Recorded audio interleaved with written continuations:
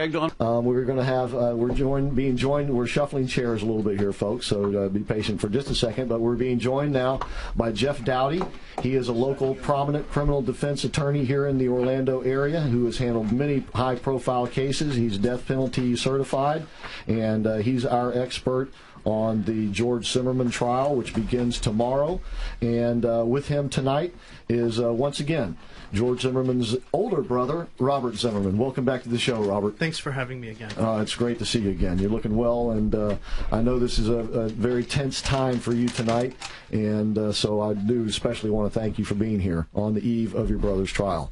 Real quickly, how do you feel tonight? I mean, just going into this thing, you feel confident that your brother's going to get a fair trial? I think we had a big victory yesterday in terms of the court excluding the testimony of the state's expert audio witnesses. Naturally, we're encouraged by that. I think that testimony was kind of confusing. I'm glad the tapes are going to be played in court as they stand, because I think as they stand, they're an important piece of evidence that, you know, the jury will consider along with all the evidence, and they'll use their judgment and make the call as to who they think is screaming. And I'm very encouraged that so many people tuned in to watch the process of selecting the jury.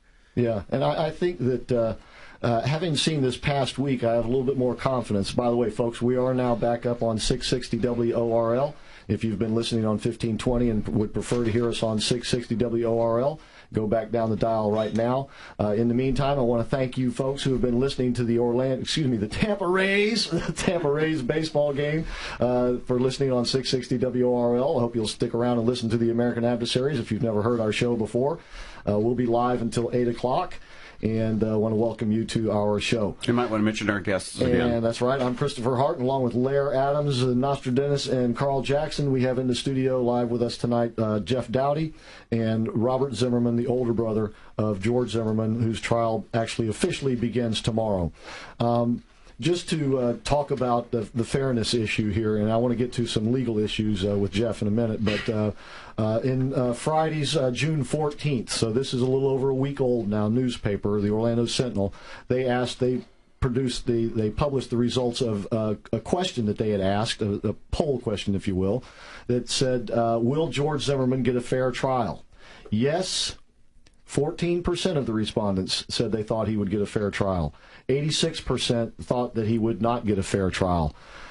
Jeff Dowdy, do you think that is a result of the publicity that this has been used to spew since this whole thing started? I say publicity, that shocks me. That's the first I heard about that poll. That's shocking. Only 14% think that he will get a fair trial in Sanford. In Sanford. Well, no, this was the Orlando Sentinel. No, I mean a fair trial in Sanford as opposed to somewhere else. Well, I think he's going to get a fair trial. I mean, I'm concerned about the jurors. I mean, I'm not. Everybody's making a big deal about the all-female jurors. I don't think is not even relevant. The relevance, the jurors were picked upon their answers, not their gender. But at 14%, that's shocking. I would think it'd be 50-50, quite frankly. Let's real quickly cover the big legal issues that were settled this week, if you will. First of all, the expert testimony the state wanted to bring in. Robert just referred to it. Just give us a synopsis of what the judge decided and why. Judge Nelson decided the voice experts are not going to be able to testify, but nevertheless, I mean, the 911 tape is going to come into evidence, and you're going to hear testimony from Mr. Martin's parents saying that was my son that was on the tape, and then you're probably most likely you're going to hear from Mr. Zimmerman who's going to say, no, that's my voice. The jurors will have to make a determination at that point. Real important question. Will it be the complete unedited 911 audio? Because we heard edited versions on some networks. Yes, Dennis. No, it would be the complete, every possible thing that's on that 911 tape is going to be played. They're not going to edit it. There's no motion in limines, which is Latin for exclusion. None of that's going to happen. The tape's going to be played in its entirety. Does the prosecution have a problem in the sense that Trayvon Martin's father initially said that was not his son screaming for help on the tape? Well, I'm certainly Mr. West and Mr. Romero are going to make hay with that. I mean, they're going to question it, go on to cross-examination, and my understanding, yes, in the first time he said it wasn't his son, so that's going to That's going to be heard by the jurors, and jurors are going to have to make a determination, whose voice it is. And I don't know if that will exactly be the controlling issue in the whole case. There's a lot more evidence other than that. Absolutely. And, of course, as one of our listeners pointed out last time you guys were in the studio with us, is that there is a lot of other eyewitness testimony that will be heard that will set up who you might think would be screaming for help on that tape. In other words, it's not likely to be the person who has the upper hand in a fight. It is more likely to be the person who is getting the worst end of it. Mm-hmm. And that, we now know, was Robert's brother, George. Before we get right back to Robert, real quickly, the prosecution, however, did get a bit of a victory in the sense that they can use certain words in their opening statements. That surprised me. I don't know why. First of all, what are the words they can use? The words are wannabe cop, vigilante. And vigilante. Right. And what about profiling? Are they profiling? They have to exclude racial. They can use the word profile, and they can also make the case that George confronted, because the court found that was the whole crux of the prosecution's case, was that George actually. Profiling goes to race, and we know that. Right. I mean, the common sense, the jurors are going to know that. And what really concerns me is the wannabe cop. That's sort of a slang term that's been used out there. I don't think there's any evidence. Is there, Robert? Any evidence whatsoever? No, I don't think there is either. And, profiling concerns me. Wannabe cop, vigilante, it sounds like name-calling. It's pejorative, yeah. There's no evidentiary basis to say. I mean, and I don't think there's anything wrong with people who at some point in their life applied to be a police officer. And I agree. And there's no evidence that anybody ever used the term wannabe cop. So to me, it's just defamatory, and I don't understand why it's coming in, but nevertheless, it is coming in. Right. Okay, so the judge gave a little bit to each side. As you said, they will still be able to play the tape. They just won't be able to have the experts in there saying who said this and who said that. But there was a lot of actually 911 tapes. There was more than just the one, right? Right. There were, I think, 7 or 8 actual tapes that actually caught screaming. Right. And now, Robert, your brother George called 911 himself immediately upon seeing Trayvon, did he not? He called a non-emergency number, and sometimes that has a little bit of a different response time than if you call 911 to report an actual emergency. He tried to call 911 again when he actually encountered Trayvon, but he didn't get to make that call. Okay, because Trayvon would pounced on him. Nose. All right, and pounced on him. And well, I do know, Robert, that you've had, that there's so many people out there that are negative towards your brother. They just want to see him prosecuted. But we don't hear that much about the people that are actually rallying around him. And there are quite a few people that are very much in your brother's camp, and they're trying to make sure that he gets a fair trial. And they also believe he shouldn't be there in the first place. Right, and that starts with our family. I think that I called on the state of Florida to withdraw an improper charge. This is not a proper charge. Other people, more prominent people like Alan Dershowitz, suggested that if he were the prosecutor who had submitted that affidavit, he would be getting an attorney. Because that affidavit is very, it's written in a passive voice, kind of like in a third person. Zimmerman confronted Trayvon, and then a confrontation ensued, or things like that. It doesn't actually make factual assertions as to what they can prove happened, but the good thing is they're going to have to prove that, and even if vigilante and wannabe cop are allowed in, which is just defamatory, like Mr. Dowdy said, they're going to have to make the case if they intend on saying those things, that those things were a factor that night, or confront it. If you can't actually prove that, and you say in your opening statement that that's what you're going to prove, you're going to have a big problem when you don't. Mm-hmm. Carl Jackson, you got a question for Robert.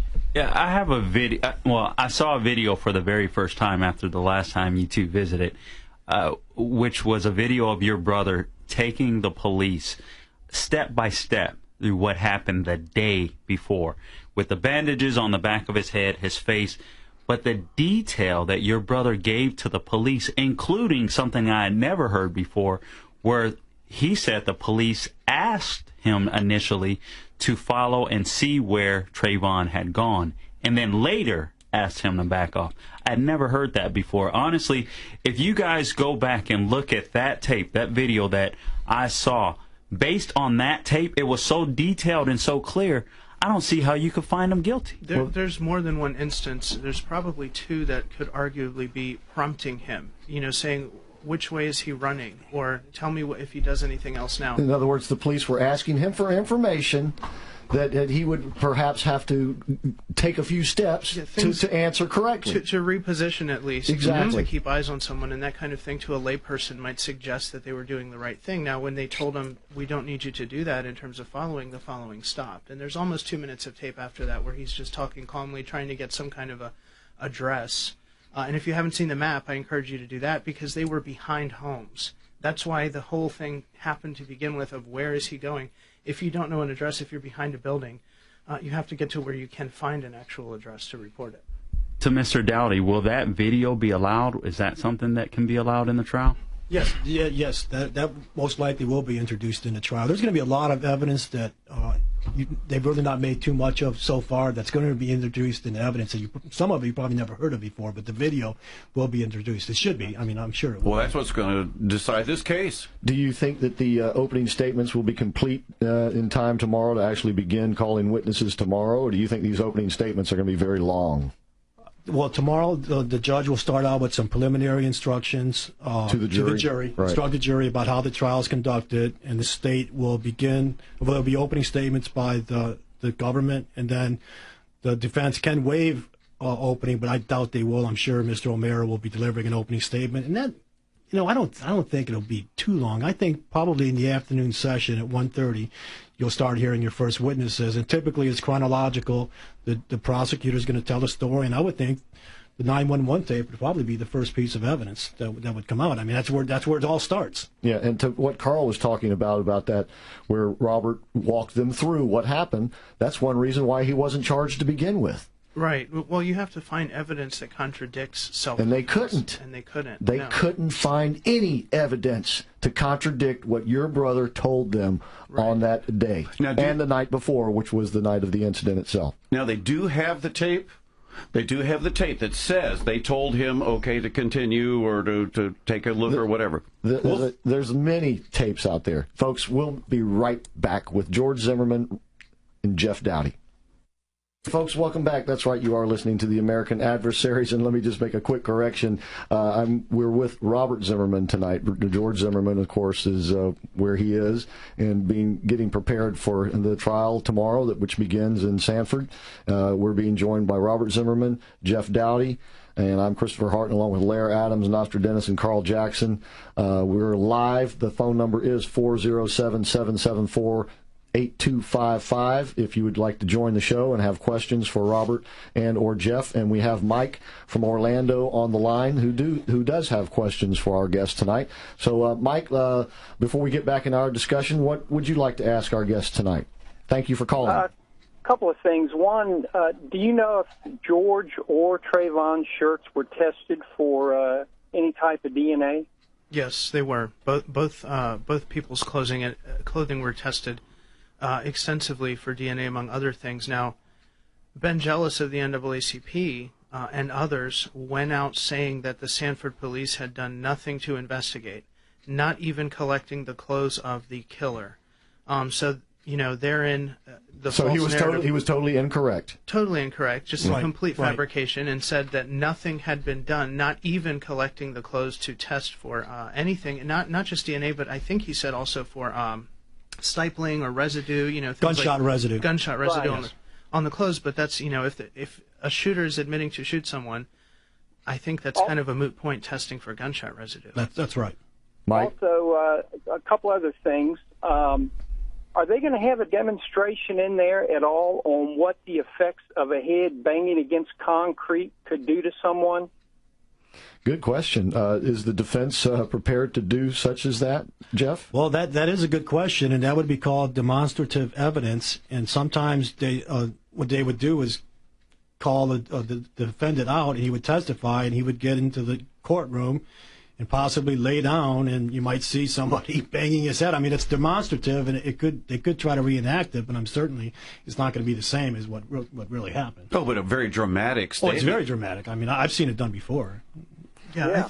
I think also in with that, and correct me if I'm wrong because I don't actually know, but the standard is, eminently fearing grave bodily harm. I think once you've broken someone's bone or bones, you've kind of crossed that line already. Yes, you have. You know, once you're banging their head or preventing their escape, I don't see how you could have a choice but to fear more bodily harm at the hands of the same person who just broke your nose when they're smacking your head into the pavement. So absolutely, and that testimony will come in through your brother. But I think to the demonstrative evidence, it would show clearly to the jury who was on top and who was on bottom.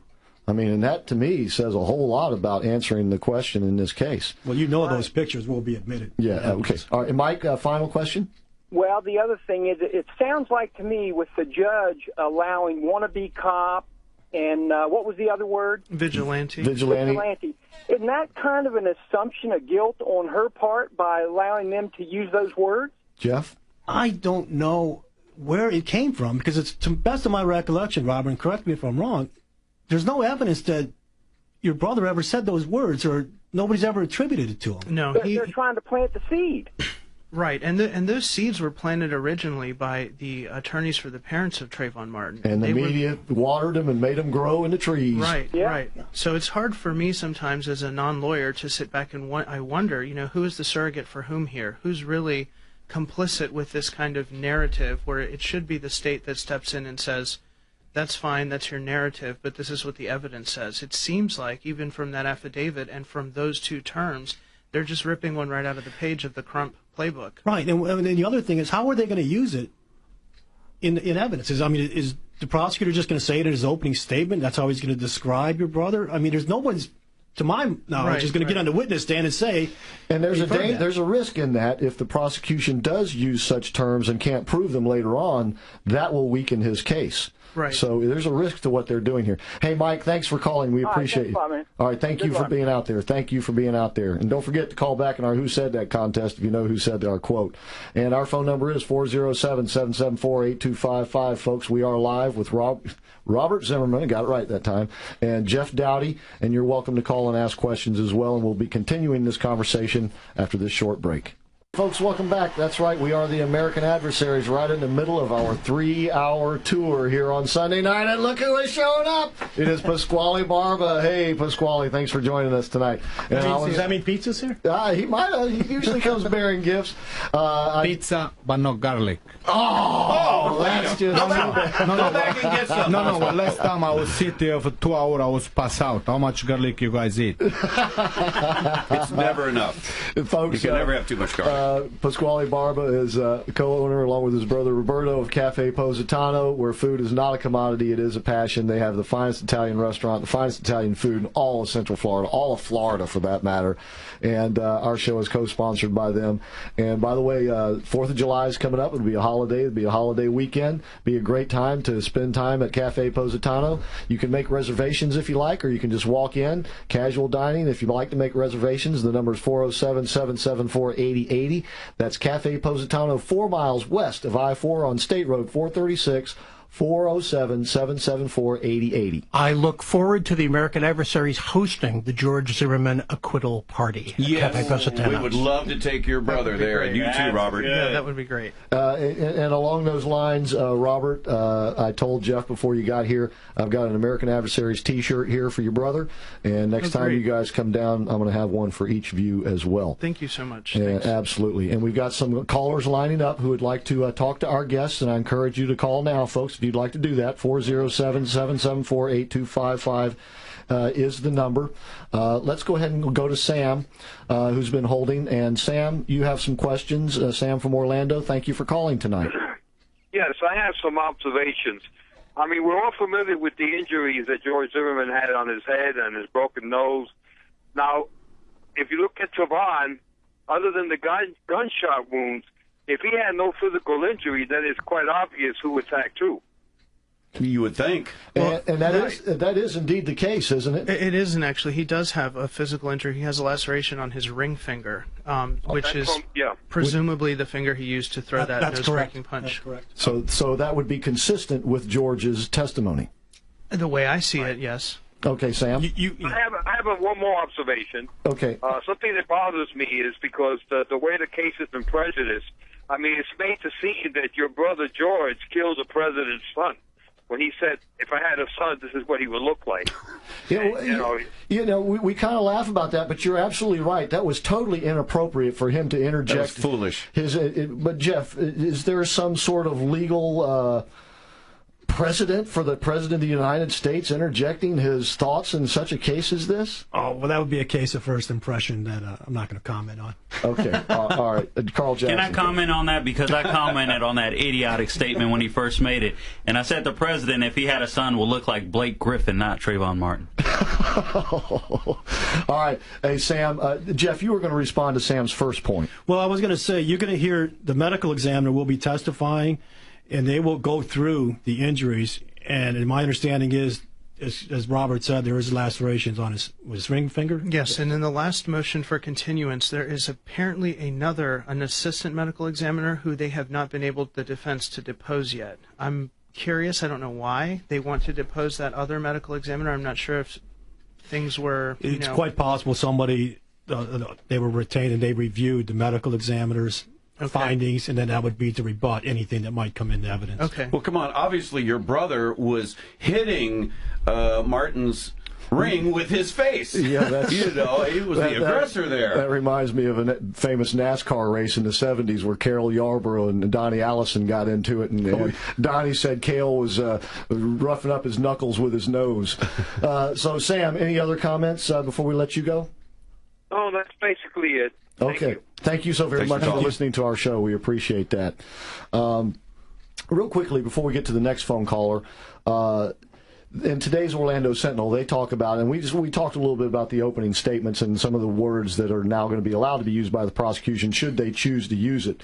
The focus of the article in the Sentinel today is, if you will, the style of the prosecutor and the lead defense attorney. The prosecutor being very, shall we say, emotional and fiery, as the Sentinel calls him, and Mark O'Meara being, sort of, who was the lawyer Andy Griffith played? Matlock-like, calm, and of course, fatherly. Matlock always won. Is there a danger for the prosecution to get a little too carried away? Well, tomorrow it's called opening statements, and that's opposed to closing arguments. Tomorrow the prosecutor will outline the story of what he believes the evidence will show. And as you said earlier, the juror is going to hold him to that. So if he wants to start using these terms, I mean, the juror is going to wait to hear it come into evidence, and most likely it's not going to be, because I think it's non-existent. But tomorrow should be much more calmer, and I know Mark O'Meara, if he's delivering the opening statement, he will be very methodical, and he will outline the story of what the defense intends to show, and at the end he's going to say, when everything's gathered in, you're not going to be able to prove, the state's not going to be able to prove beyond a reasonable doubt that George Zimmerman's guilty of anything, and that will be, then the story will start. Robert, we were talking about the jury, and we talked about it during the break, and the fact that it's 6 women on there, and one of the women happens to be part Hispanic, part black, evidently, but the rest of them are white women.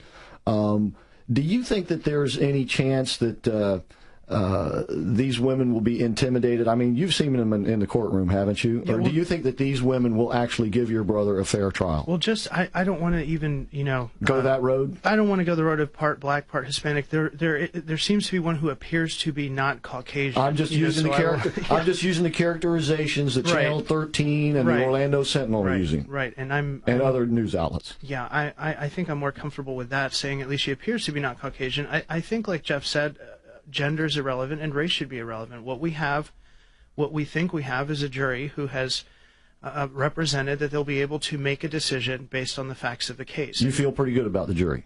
I do. I think there were some people who tried to sneak in, even there at the last day, literally striking jurors. 2 more were found out to have potential agendas or relationships with people who were trying to get George arrested. And it was a very transparent process.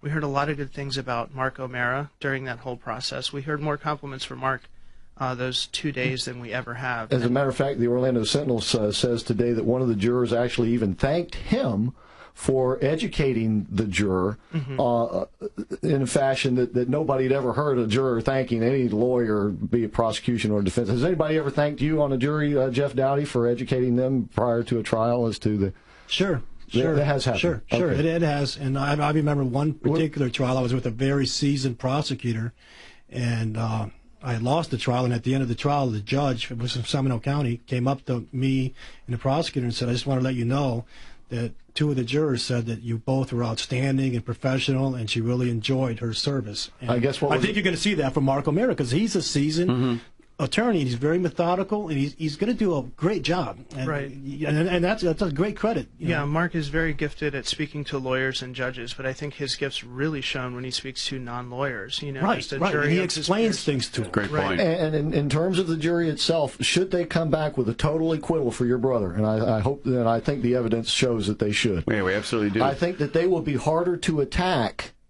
by the people who are going to say it was a racial decision or something like that. They'll be being all female.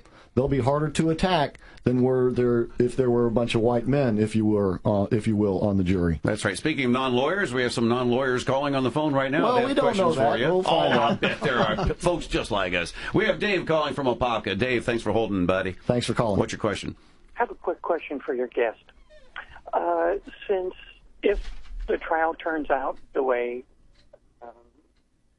it appears that, in other words, Zimmerman did not initiate the confrontation and suffered injuries as a result, does he have any plans to sue the estate for the injuries he suffered and the trauma that the decedent put him through by his actions?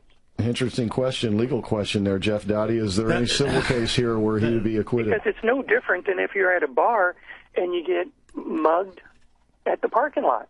I understand. You're an innocent victim, and then if you have the judgment in your favor, that just adds more weight. Thank you. Position. And I understand there's a legal question, and there's also the question of would it be a good idea? Well, right now, let's fight the battle that's on hand. That's something to deal with later on, and that's something that I just don't feel comfortable addressing. That's right now. We have a trial starting in less than 24 hours, and the focus has to be on winning. The reason I ask is because the same bravado that, well, maybe not that word, but the same intensity of their civil suit before the criminal suit was ever, or the criminal case was ever even determined, they sure beat their feet to the negotiation table to collect their money. Perhaps that's one. I understand when you're saying that. Perhaps that's another good reason why we don't even need to go there right now, because that's very tacky, if nothing else. Thanks, Dave, for your question. We appreciate you calling out there tonight. Let's get now to Tim from Castleberry. Tim, are you over at Cafe Positano right now? I'm at my favorite table. Well, we got Pasquale here. When we finish the pizza, we'll let him go. Yeah, I'm sure you will. All right. So here's what I want to say, because it's very hard to come out in support of George, because so many people will just want to shoot you. So I just wanted to say that our thoughts, our prayers are with George and the family, and that we hope that things will work out right and fair and honest. Thank you. That's a great show of support. You won't get shot for prayers, I can assure you. And they do show.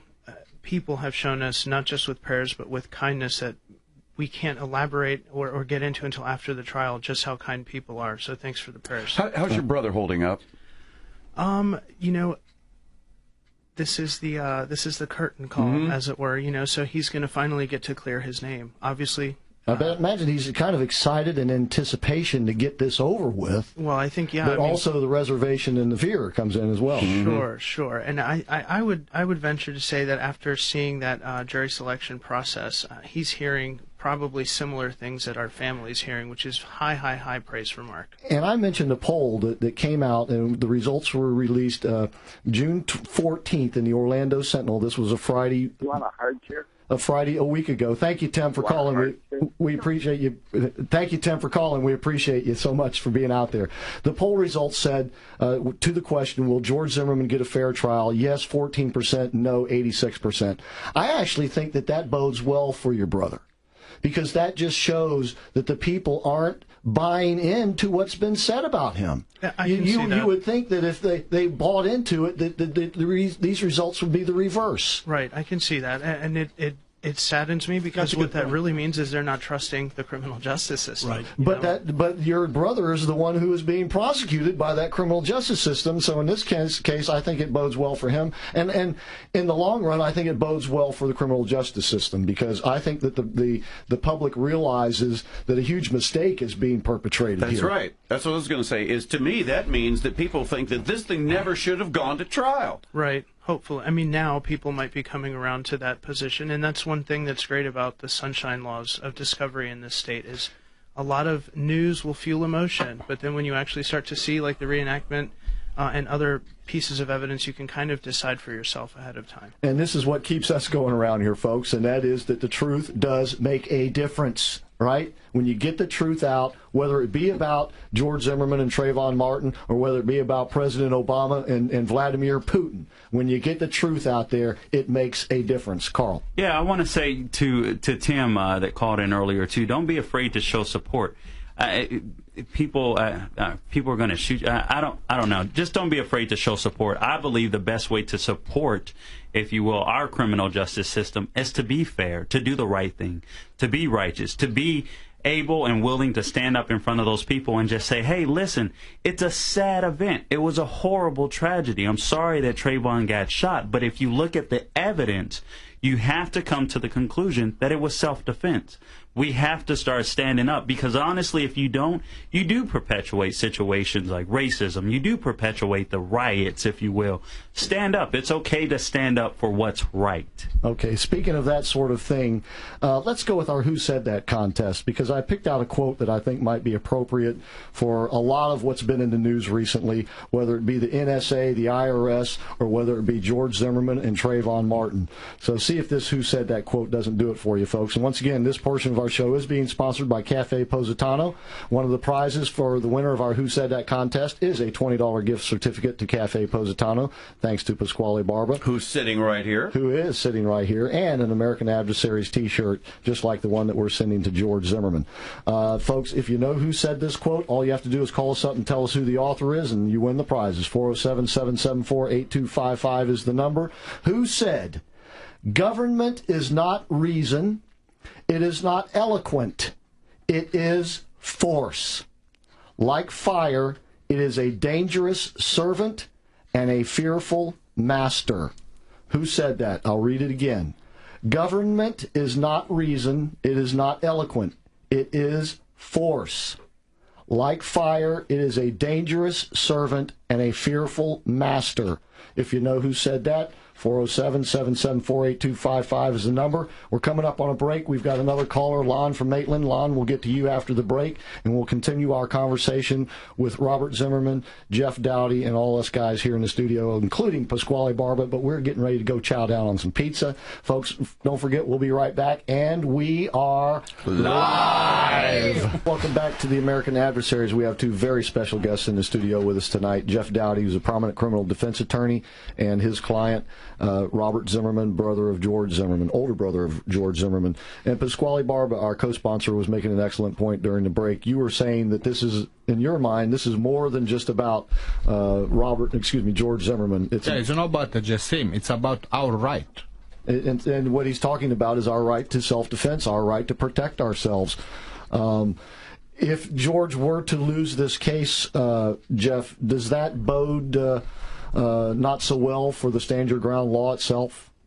I don't know. I mean, the stand your ground is not going to be used, but I just don't see it. I don't see the self-defense failing. Okay. All right. We have a couple of callers on the line. I'd like to give them an opportunity to ask a question before we get back to our questions for Robert and Jeff. So let's go to Lon from Maitland. Hey, Lon, thanks for calling. And your question, please. Hey, Chris and gang. Can I take a shot at your question first? Who said that contest? Yeah, just take a wild shot at it. I don't know, but I was going to guess Ben Franklin. Okay, it was not Ben Franklin. That's an excellent guess, but it was not Ben Franklin. I'm sorry. Let's try. Well. All right, if no one else wins, we'll declare you the winner. So give Jeff your information just in case. Good. Thanks, Chris.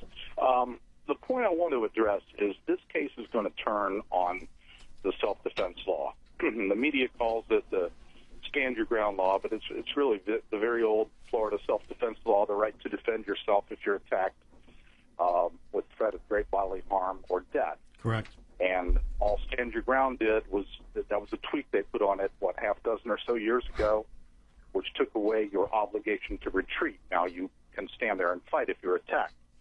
My question, I think Jeff Dowdy could probably address it best, is could you take the law apart and explain it a little bit? And how does it work if you have two people who get into a conflict like a fist fight, and maybe, well, if one person attacks another person and they're beating the heck out of them, yeah, they can kill them if necessary to defend themselves. But what if the other person is the aggressor?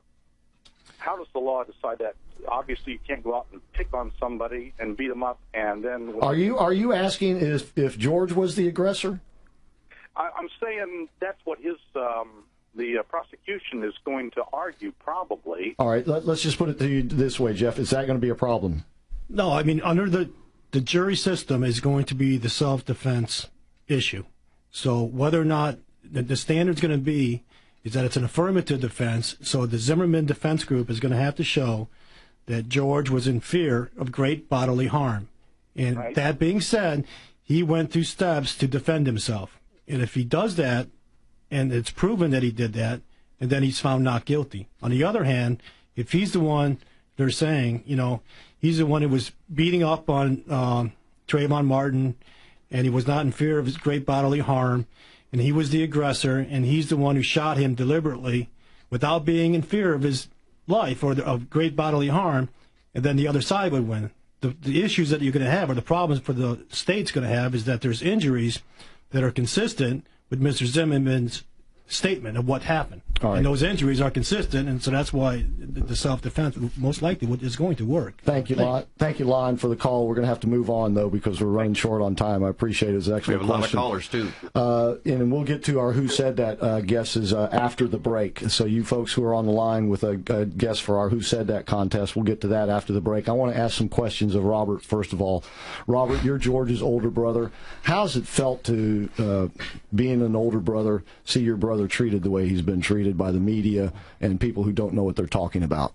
Awful, but whether I'm the oldest or he were the oldest, he would be doing the same thing. I think that... Did you guys stick up for one another when you were growing up? Yeah, but we never obviously imagined something like this. What was George doing when he was 17 years old? He had graduated high school when he was 17 years old, and he moved to Florida to work with his uncle in the insurance business. He went to college. He wasn't looking to join a gang or something like that? No. Yeah. No, he wasn't. How are your mother and father doing today? They're, again, it's a mixed bag. They're encouraged after what they saw in the jury selection procedure, definitely. Getting a jury here from Seminole County is key, and it's important because the validity of that decision is going to be enhanced when people in this community are the decision makers in the end. So they're happy about that. Again, their son's murder trial starts tomorrow, and that's something to be happy about. It's nerve-wracking. Tensions are a little high, but they will persevere.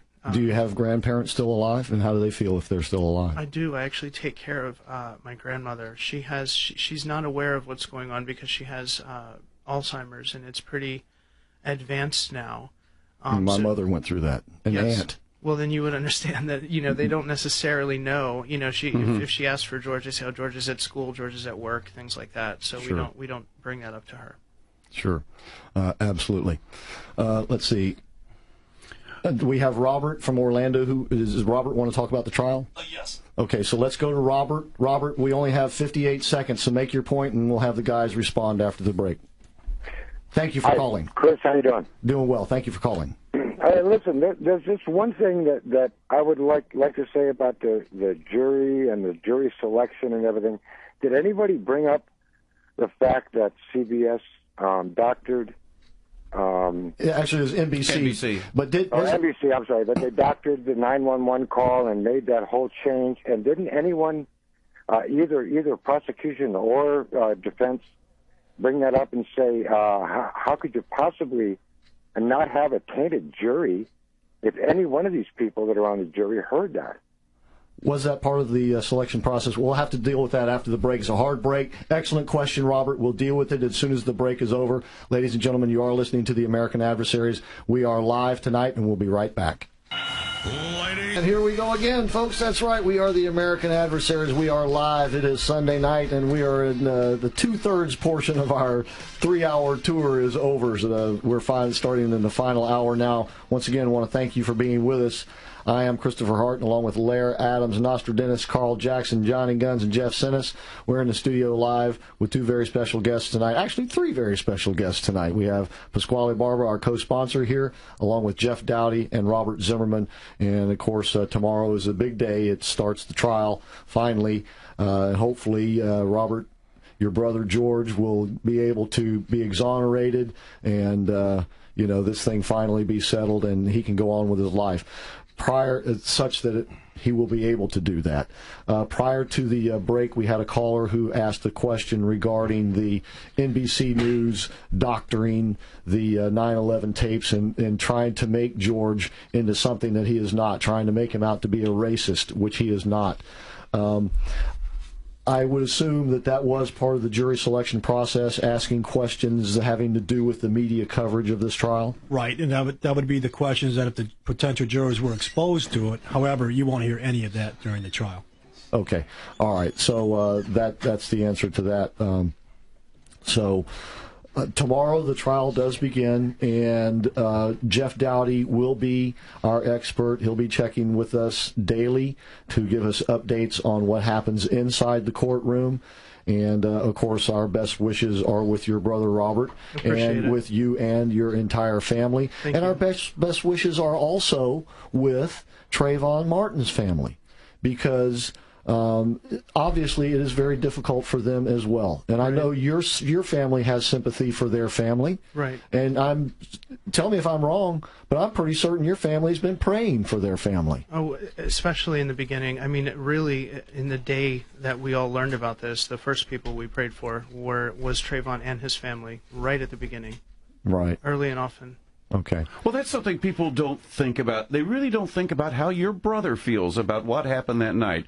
Your brother didn't know this kid from anybody else in the world, and I'm sure that it's been tearing him apart ever since that this happened. Yeah. But your brother survived, and he may not have. Right. I said it before.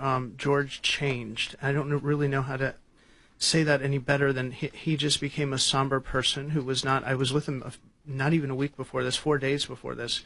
Then when he's recounting what happened, he changed because two things really bothered him. Number one, that someone had lost their life.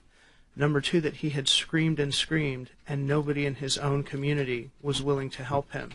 There was a witness that came out and told Trayvon, I'm going to call the police, or told them, I'm going to call the police, and then left.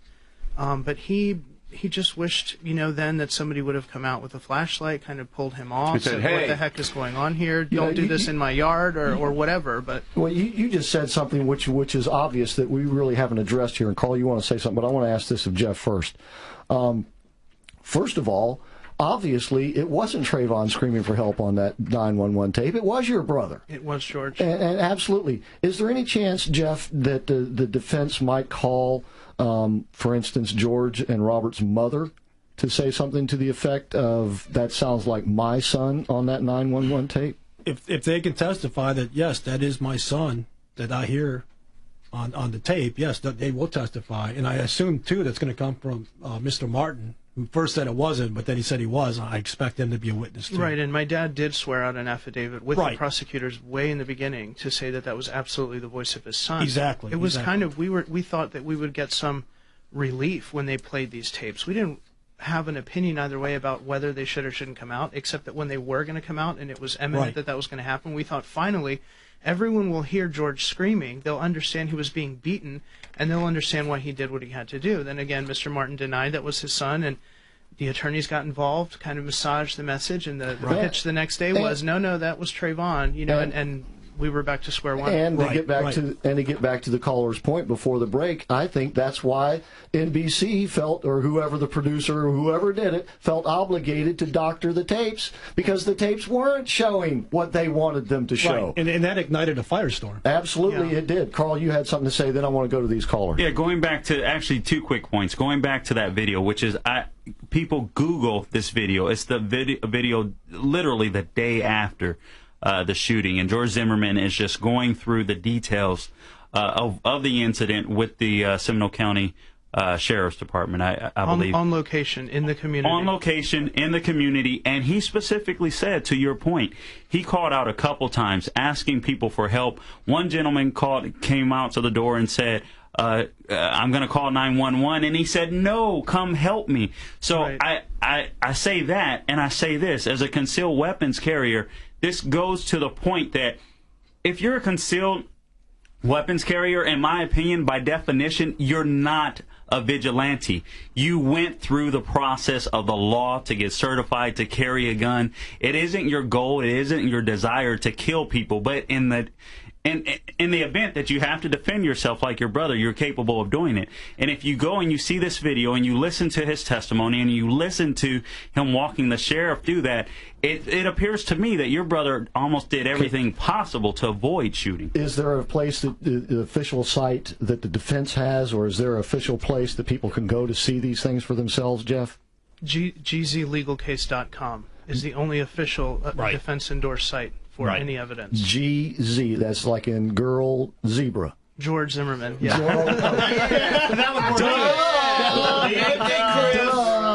Okay, I thought it was an independent site, but okay. That would work. Say it again. GZ, George Zimmerman, GZLegalCase.com. Okay, GZLegalCase.com. Now, Robert, we can't let you get away without letting you know that all of us here, please tell your brother, we are definitely in his corner on this one. We support him, and we hope everything goes well and as expeditiously as possible for this man. And that's because we feel that he has been treated unjustly, and that will not make things right for the Trayvon Martin family. I agree. It will only make things worse for all of us, believe me, folks. And just real quickly, can people donate still to George's defense fund, and how? That's gzdefensefund.com. That's the only official site, not .net or .org or anything else. gzdefensefund.com, and it's secure, anonymous if you want donations, anonymous and secure transactions. If you don't want to be anonymous, you don't have to be. You can write a short note when you contribute, but that site is gzdefensefund.com. Okay. All right. I want to go to Rose from Sanford, who thinks that she knows who the author of our Who Said That quote is tonight. Let me read the quote. Government is not reason. It is not eloquent. It is force. Like fire, it is a dangerous servant and a fearful master. Rose from Sanford, thank you for calling. Who do you think said that? George Washington. Hey! You are right. It was George Washington. I thought I would stump our audience tonight because last week, the author of our Who Said That contest was also George Washington. Rose, how did you know that? Oh, I did because my husband called me frantically on the phone. He was listening to you guys in the truck, and he says, get a number for this radio station. Call in, tell him it's George Washington. I'm going, what? Okay. But if I had heard it, I would have known, too. My husband is an advocate of history and taught our children, and we told everybody. So they knew. Well, what's your husband's name? What's your husband's name? First name? Chuck. Chuck, thank you so very much for listening out there. And you are absolutely right. You and your wife both will now be going to Cafe Positano. Have you ever been to Cafe Positano? No, we're so excited. How cool is that? Well, it's really cool. We have the owner right here in our studio. Pasquale Barber. He told me, he said, he just actually walked to the door. He said, they're eating pizza right now. He's absolutely right. And Rose, take it from me. Pasquale's real Italian. Supporting your program there. And I was looking at it on the web. And so that's really cool. Thank you. Rose, now you're from Sanford, and I don't want to bring you into any conversation you don't want to be a part of, but what do you feel about this Zimmerman trial, and will you be finally happy as well that it be put behind us? Oh, absolutely. Living in Sanford, yes, because it it has brought up a whole thing of, I mean, we live with our neighbors all peaceably, and it makes us so sad to see something like this that has happened. And we have 10 children, and we've raised them right here in the city, and our children have just always been where they were supposed to be, and it just makes me sad that the way it all happened. It really does. And I just feel like George, he was there. He was on his way to get groceries. He wasn't trying to pick a fight with anybody. He was trying to protect the homeowners there, the ones that had complained about people coming in and stealing and stuff. So what kind of a person would he have been if he had gone on about his business and just didn't, if he saw someone that he thought didn't look like somebody he knew? Obviously, he knew people and the children and the teenagers that were there in the community. So there's just so much, to be said, but it will be good to have this behind us, and we do hope and pray that George is, can be seen that it was definitely him trying to do something right. Defend his, yeah. Yep. And then that it came to that so quick and so sadly, and like you said, that nobody would come out and try to help him. Not call 911, come and say, hey, I don't like this going on. What are you guys doing? Stop. Yeah. And that wasn't done. And that's what we are, to be there for each other and to protect them, because some things can happen really quick and fast, and we just need to be willing to step in if need be, and to be a mediator if that means, right in the thick of things. All right. Thank you, Rose. Anyway, yes, Make sure you stay on the line so we can get your information, and whether it be you or your husband, get the proper shirt size. And we do have female sizes if he's going to let you have the shirt. So, how funny. All right. And enjoy your trip to Cafe Positano as well. Oh, we will. Thanks.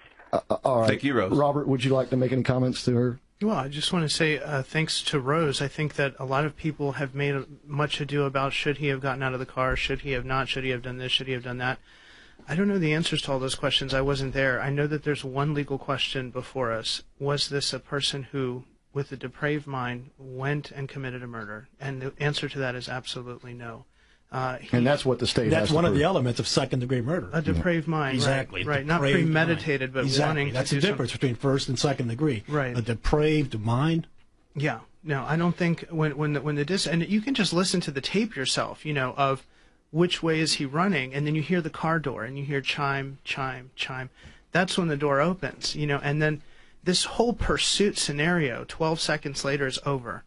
It's done. There is no more following after that. It's over and done with. And then the ambush, unfortunately, that broke his nose, was the next relevant thing here, the attack. Jeff, do you think, and this will be the final question for you guys, do you think that when this trial is over, people are going to look back and say, how did we ever believe what we believed to begin with? In other words, it turned out that it was totally different than what we were being told by the media. Is that possible?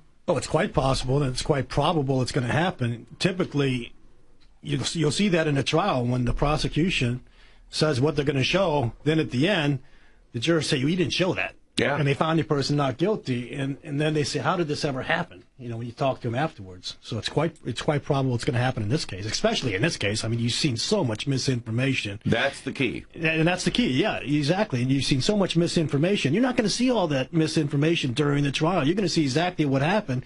And at the end of the trial, you're going to say exactly what you said. How did we get to this point? Yeah. So, Robert, once again, our thoughts and prayers are with you, as they are with the Martin family. And once again, you can see the videos of the actual recounting of what happened that night by George Zimmerman at gzlegalcase.com. That's GZ, as in George Zimmerman, legalcase.com. And where can someone make a donation? Well, that site links to gzdefensefund.com. Okay, or you can just simply go straight to gzdefensefund.com. Okay, and I just Googled it as well at WREG.com. I don't even know what that website is, but it has the George Zimmerman reenacts shooting and video, and it's the entire walkthrough.